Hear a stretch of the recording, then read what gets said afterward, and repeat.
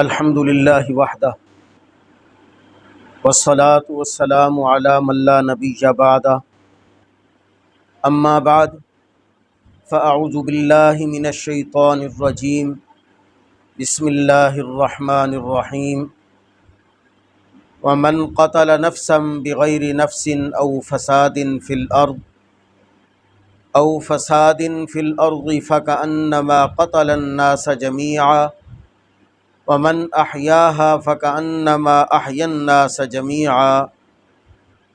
قال رسول اللہ صلی اللہ علیہ وسلم قتل المؤمن اعظم عند اللہ من زوال الدنیا او کما قال رسول اللہ صلی اللہ علیہ وسلم صدق اللہ ورسولہ الکریم اللہم صلی وسلم دائما ابدا علی حبیبک۔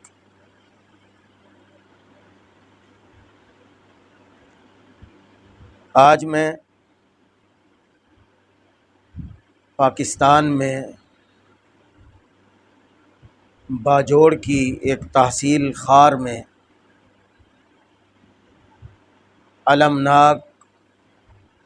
اور شرمناک جو حادثہ پیش آیا ہے اس کی مذمت بھی کروں گا اور ساتھ ساتھ میں آپ کے سامنے یہ بھی عرض کروں گا کہ اسلام جو ہے یہ دنیا کا سب سے امن پسند مذہب ہے۔ دنیا میں کوئی بھی ایسا مذہب موجود نہیں ہے کہ جو انسانیت کے احترام کے لیے بہت زیادہ حساس ہو۔ فقط ایک اسلام ہے جو بہت زیادہ حساس ہے، انسانیت کی حفاظت کرتا ہے، انسان تو انسان جانوروں کے بھی حقوق کو بیان کرتا ہے۔ خالق کائنات نے قرآن مجید فرقان حمید میں ارشاد فرمایا وَمَنْ قَتَلَ نَفْسًا بِغَيْرِ نَفْسٍ أَوْ فَسَادٍ فِي الْأَرْضِ، کوئی آدمی اگر کسی آدمی کو بلا وجہ قتل کرتا ہے، یعنی وہ جو قتل کر رہا ہے وہ کسی جان کے نفس کے بدلے میں قتل نہیں کر رہا، یا جو ہے اس کا قتل کا جو مقصد ہے وہ اللہ کی زمین میں فساد پھیلانا اس کا مقصد ہے، تو اللہ فرماتے ہیں فَكَأَنَّمَا قَتَلَ النَّاسَ جَمِيعًا، اس نے ایک آدمی کو قتل نہیں کیا بلکہ اس نے پوری انسانیت کو قتل کر دیا ہے۔ اس نے بدامنی پھیلا کر، اس نے غیر قانونی عمل کر کے، اللہ اور اللہ کے رسول کے احکامات کے خلاف عمل کر کے اس نے پوری انسانیت کو قتل کیا ہے۔ وَمَنْ أَحْيَاهَا فَكَأَنَّمَا أَحْيَا النَّاسَ جَمِيعًا، اگر کسی کے عمل کی وجہ سے کوئی ایک انسان زندہ بچ گیا، کسی انسان کو زندہ رہنے دیا گیا کسی آدمی کے عمل کی وجہ سے، تو اللہ فرماتے ہیں فَكَأَنَّمَا أَحْيَا النَّاسَ جَمِيعًا، اس نے ایک آدمی کو زندہ نہیں کیا بلکہ وہ پوری انسانیت کو زندہ کر رہا ہے۔ تو دیکھو اللہ رب العزت نے بالکل واضح ارشاد فرما دیا کہ ناحق قتل جو ہے یہ بہت بڑا جرم ہے۔ خود شارع جناب محمد الرسول اللہ صلی اللہ علیہ وآلہ وسلم نے ارشاد فرمایا، اور آپ کا وہ ارشاد کیا تھا، وہ ایک تاریخ ساز اعلان تھا۔ فرمایا کہ قتل المؤمن، ایک مومن کو قتل کرنا، ایک مومن کو قتل کرنا، اعظم عند اللہ من زوال الدنیا، فرمایا کہ اللہ کے ہاں اتنا بڑا جرم ہے، اتنا بڑا جرم ہے کہ پوری دنیا، اگر پوری جو دنیا ہے تہ و بالا ہو جائے، یہ اللہ کے ہاں اتنا بڑا نہیں ہے جتنا ایک مومن کا قتل اللہ کے ہاں بڑا جرم ہے۔ ایک ہوتا ہے قتل کرنا، ایک ہوتا ہے قتل میں کسی کی مدد کرنا،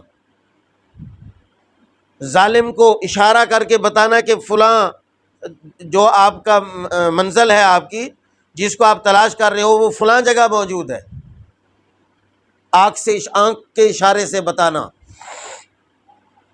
کسی طریقے سے رہنمائی کرنا، یہ بھی اللہ کے ہاں بہت بڑا جرم ہے۔ رسول اللہ صلی اللہ علیہ وآلہ وسلم نے ارشاد فرمایا، من اعان علی قتل مسلم، کسی نے کسی مسلمان کے قتل پر قاتل کی معاونت کی،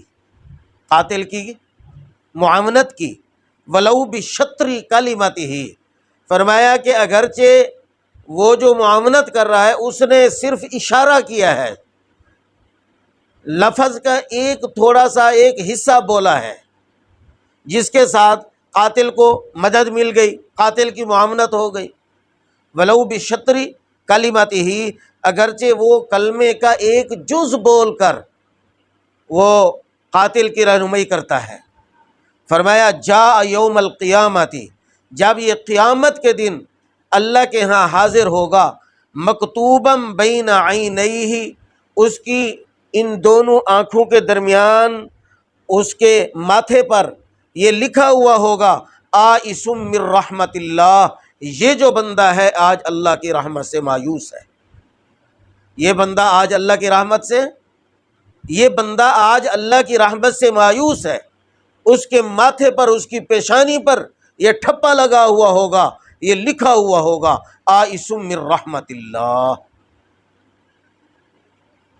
ایک ہوتا ہے قتل کرنا، ایک ہے قتل کی معاونت کرنا، ایک ہے قتل کروانا۔ کوئی کسی کو کہہ کر کسی کو قتل کرواتا ہے، اس کو پیسے دیتا ہے، یا اس کو دنیا کی کوئی اور لالچ دیتا ہے، یا جو ہے اس کو کوئی دھمکی دے کر اس سے قتل کرواتا ہے، تو اللہ کے نبی صلی اللہ علیہ وآلہ انسانیت کے سب سے بڑے رہبر ہیں۔ اللہ کے نبی صلی اللہ علیہ وآلہ وسلم جو انسانیت کے سب سے بڑے رہبر ہیں، آپ نے اس متعلق فرمایا کہ جہنم کی جو آگ ہے اس کو 70 حصوں میں بانٹ دیا جائے گا، جہنم کی آگ کو 70 حصوں میں بانٹ دیا جائے گا، اس میں سے 69 حصے اس کے لیے وہ جہنم کی آگ ہوگی جو قتل کا حکم کر رہا ہے، جو قتل کروا رہا ہے، 69 حصے جہنم کی آگ اس کے لیے ہوگی، اور ایک حصہ اس کرائے والے قاتل کے لیے ہوگی۔ 70 میں سے ایک حصہ کرائے والے قاتل کے لیے وہ جہنم کی آگ ہوگی، اور 69 حصے جو ہے وہ کس کے لیے ہوگی؟ قتل کروانے والے کے لیے ہوگی۔ اسی طرح اللہ کے نبی صلی اللہ علیہ وآلہ وسلم نے ارشاد فرمایا کہ من اشار الی اخیہ بحدیدہ، کوئی آدمی اپنے بھائی کو لوہے کے ساتھ، یعنی ایک ایسی چیز ہے جس کے ساتھ قتل کیا جا سکتا ہے، جس کے ساتھ قتل کیا جا سکتا ہے، لوہے کی چیز ہے، لوہے کے اس چیز کے ساتھ اپنے بھائی کی طرف اشارہ کرتا ہے، مثلا آلہ قتل ہے، جو چیز ہے وہ آلہ قتل ہے، چھری ہے یا کوئی سریہ ہے، اس طرح کی کوئی چیز ہے، وہ جو ہے وہ اپنے بھائی کو اس طرح اشارہ کرتا ہے، تجھے مار دوں گا، تجھے مار دوں گا، تجھے ابھی قتل کرتا ہوں، اشارہ کر رہا ہے۔ تو اللہ کے نبی صلی اللہ علیہ وسلم نے فرمایا فَإِنَّ الْمَلَائِكَةَ تَلْعَنُ حَتَّى رَفِيعَهَا، کہ وہ اشارہ اس طرح کیے ہوئے ہے، تجھے قتل کر دوں گا۔ فرمایا کہ جب سے اس نے ہتھیار اٹھا کر ہاتھ اٹھایا ہے، قتل کی دھمکی دے رہا ہے، ہاتھ اٹھایا ہوا ہے، اللہ کے فرشتے اس پر لعنت کرتے رہتے ہیں، اللہ کے فرشتے اس پر لعنت کرتے رہتے ہیں جب تک وہ اس ہاتھ کو رکھ نہیں لیتا، وہ اس اسلحہ کو رکھ نہیں لیتا، اس چیز کو جب تک وہ نیچے رکھتا نہیں ہے، چھوڑتا نہیں ہے، اس وقت تک اللہ کے فرشتے اس پر کیا کرتے ہیں؟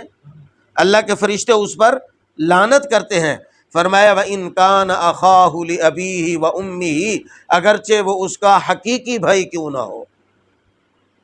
قتل کی جو دھمکی دے رہا ہے، جس کو دے رہا ہے، یہ دونوں حقیقی بھائی ہیں۔ اگرچہ وہ حقیقی بھائی کو، بھائی اپنے حقیقی بھائی کو قتل کی دھمکی دے رہا ہے، فرمایا تب بھی وہ اللہ کے فرشتوں کے ہاں ملعون ہوتے ہیں۔ اللہ کے فرشتے جو ہے وہ اس پر مسلسل لعنت کرتے رہتے ہیں جب تک وہ اپنا وہ ارادہ ترک نہیں کر دیتا۔ اور اسی طرح حضرت عبداللہ بن عمر رضی اللہ تعالیٰ عنہ رسول اللہ صلی اللہ علیہ وآلہ وسلم کا ارشاد گرامی نقل کرتے ہیں، فرماتے ہیں کہ اول ما یقضی یوم القیامت فی الدماء، قیامت کے دن سب سے پہلے جو فیصلہ کیا جائے گا، قیامت کے دن جس قضیے کا سب سے پہلے فیصلہ کیا جائے گا، وہ خون کا کیس ہوگا، قتل کا کیس ہوگا۔ وہ خون کا کیس ہوگا، یعنی وہ قتل کا کیس ہوگا۔ اور اسی طرح میرے بھائیوں، دوستوں اور بزرگوں، چاہے قاتل، قتل کرنے والا، قتل کروانے والا مسلمان ہے، چاہے وہ نمازی ہے، روزے دار ہے، زکوٰۃ ادا کرنے والا ہے، جو ظالم ہے، جو کون ہے، اس کے متعلق اللہ کے نبی صلی اللہ علیہ وآلہ وسلم نے ارشاد فرمایا کہ وہ دنیا کا مفلس ترین آدمی ہے۔ جو ظالم ہے وہ دنیا کا وہ مفلس ترین آدمی ہے۔ فرمایا ان المفلس من امتی، میری امت کا سب سے جو مفلس ہے میری امت کا، من یاتی یوم القیامت، وہ شخص ہے جو قیامت کے دن اللہ کی دربار میں حاضر ہوگا۔ کس حالت میں حاضر ہوگا؟ صلاتن، اس نے نمازیں بھی پڑھی ہوئی ہوں گی، دنیا میں رہتے ہوئے اس نے ساری نمازیں پڑھی، ساری نمازیں پڑھ کے آیا، وصیام، اور اس نے روزے بھی رکھے ہوئے تھے، سارے روزے رکھ کے آیا، وزکوٰۃ، اور اس نے زکوٰۃ بھی ادا کی ہوئی تھی، زکوٰۃ بھی ادا، تمام فرائض وہ اپنے مکمل ادا کر کے آیا، لیکن ساتھ اور کیا لایا؟ وَيَأْتِي قَدْ شَتَمَ هَذَا وَقَذَفَ هَذَا وَأَكَلَ مَالَ هَذَا وَسَفَكَ دَمَ هَذَا وَضَرَبَ هَذَا، لیکن ساتھ کیا ہوگی؟ نماز، روزہ اور زکوٰۃ کے ساتھ اس نے کسی کو گالی بھی دی ہوگی، اس نے کسی کو دنیا میں وہ گالی بھی جو اس نے دی ہے وہ بھی ساتھ لائے گا، کسی پر اس نے تہمت لگئی ہوگی، اس تہمت کو بھی اپنے ساتھ لائے گا، اور کسی کا اس نے مال نہ حق کھایا ہوگا تو وہ نہ حق کھایا ہوا مال بھی اپنے ساتھ اس نماز، روزہ، زکوٰۃ کے ساتھ لائے گا، اور وَسَفَكَ دَمَ هَذَا، اور کسی کا اس نے نہ حق خون بہایا ہوگا تو وہ اس طرح کا قتل جو ہے وہ بھی اپنے ساتھ ان اعمال کے ساتھ لائے گا۔ وَضَرَبَ هَذَا، فرمایا کہ کسی کی اس نے پٹائی کی ہوگی، کسی کو مارا ہوگا، یعنی کسی نہ کسی شکل میں وہ ظلم کر کے بھی ساتھ آیا ہوگا۔ تو فرمایا کہ میری امت کا یہ سب سے بڑا مفلس ہے، یہ سب سے بڑا، کہ جن لوگوں کو اس نے ستایا، ان تمام کو اس کے ظلم کے بدلے میں اس کی تمام نیکیاں تقسیم کر دی جائیں گی۔ اب اس آدمی کی جتنی نیکیاں ہوں گی، ساری نمازیں، سارے روزے، ساری زکوٰۃ، یہ سب اجر و ثواب، یہ سب نیکیاں مظلوم لوگوں میں تقسیم کر دی جائیں گی۔ اگر اس کی نیکیوں سے بھی ان کا بدلہ ادا نہ ہوگا، اس کی نیکیوں سے بھی ان کا مظلوموں کا بدلہ ادا نہ ہوگا، تو پھر ان مظلوموں کے جو گناہ ہوں گے، پھر ان مظلوموں کی جو برائیاں ہوں گی، وہ اس ظالم پر ڈال دی جائیں گی، اس مظلوموں سے لے کر اس ظالم پر ڈال دی جائیں گی۔ تو بتاؤ کہ یہ کتنا مفلس ہے، یہ کتنا غریب ہے، کتنا مفلس ہے، قیامت کے دن اس کے ساتھ کیا ہوگا؟ تو میرے بھائیوں، دوستوں اور بزرگوں، دیکھو کہ باجوڑ کا جو واقعہ ہے، اس طرح کے جتنے بھی واقعات ہو رہے ہیں، یہ نہ حق قتل ہے اور یہ سراسر ظلم ہے، بلا وجہ قتل ہے، اور اس کا خمیازہ جو ہے قیامت کے دن بھگتنا پڑے گا، اس کا خمیازہ قیامت کے دن بھگتنا پڑے گا۔ اور حکومت وقت کی ذمہ داری ہے کہ حکومت وقت جو ہے وہ اپنی مکمل صلاحیتوں کو استعمال کرے اور وہ ان لوگوں کو تلاش کرے۔ قاتل تو کرائے کے ہوتے ہیں، ان کے پیچھے جو لوگ بیٹھ کر یہ کروا رہے ہیں ان بنیادوں تک پہنچا جائے تاکہ یہ ظلم جو ہے، اس طرح کی بربریت جو ہے یہ ختم ہو۔ وہ جو چلے گئے دنیا سے وہ تو شہادت کا مرتبہ پا گئے، لیکن جنہوں نے یہ ظلم کیا ہے انہوں نے اس زمین پر فتنہ و فساد پھیلایا ہے۔ زندہ لوگوں کے لیے زمین پر وہ فتنہ و فساد پھیلا رہے ہیں، ان کے امن کو خراب کر رہے ہیں۔ سیدنا عمر فاروق رضی اللہ تعالی عنہ، آپ بھی ایک حاکم وقت تھے، اور آپ کا نظریہ کیا تھا؟ آپ کا نظریہ یہ تھا کہ لو مات الکلب جوعا علی شط الفرات، کہ اگر دریائے فرات کے کنارے پر ایک کتا بھی بھوکا مر گیا، انا مسئول یوم القیامہ، قیامت کے دن مجھ سے اس کا سوال ہوگا، قیامت کے دن مجھ سے اس کا کیا ہوگا؟ سوال ہوگا۔ آج اتنے بڑے بڑے قتل ہو رہے ہیں، کیا یہ حکمرانوں سے نہیں پوچھا جائے گا؟ کیا ان سے سوال نہیں ہوگا؟ ان سے نہیں پوچھا جائے گا کہ تم نے کیا کوشش کی تھی؟ تم نے قاتلوں کو تلاش کیا تھا یا نہیں کیا تھا؟ اور تم نے ان کو کیفر کردار تک پہنچایا تھا یا نہیں پہنچایا تھا؟ تو ہم حکومت وقت سے مطالبہ کرتے ہیں کہ ان لوگوں کو پکڑا جائے اور ان کو کیفر کردار تک پہنچایا جائے۔ جمعیت علماء اسلام ایک اسلامی مذہبی اور سیاسی جماعت ہے، تو ایک سیاسی جماعت، ملک کی ایک بڑی سیاسی جماعت ہے، ایک بڑی سیاسی اور مذہبی جماعت ہے، تو اس سیاسی اور مذہبی جماعت کے ساتھ اس طرح کا جو یہ ظلم ہوا ہے، اس کے پیچھے جو ہاتھ کنڈے ہیں ان سب کو پکڑا جائے اور ان سب کو کیفر کردار تک پہنچایا جائے۔ دعا کرتے ہیں اللہ تعالیٰ ان شہداء کو جو شہید ہو کر دنیا سے چلے گئے، اللہ ان کے مقام کو، درجوں کو اور بلند فرمائے، اور جو لواحقین ہیں اللہ تعالیٰ ان کو صبر جمیل اور اجر عظیم عطا فرمائے۔ وآخر دعوانا ان الحمد للہ رب العالمین۔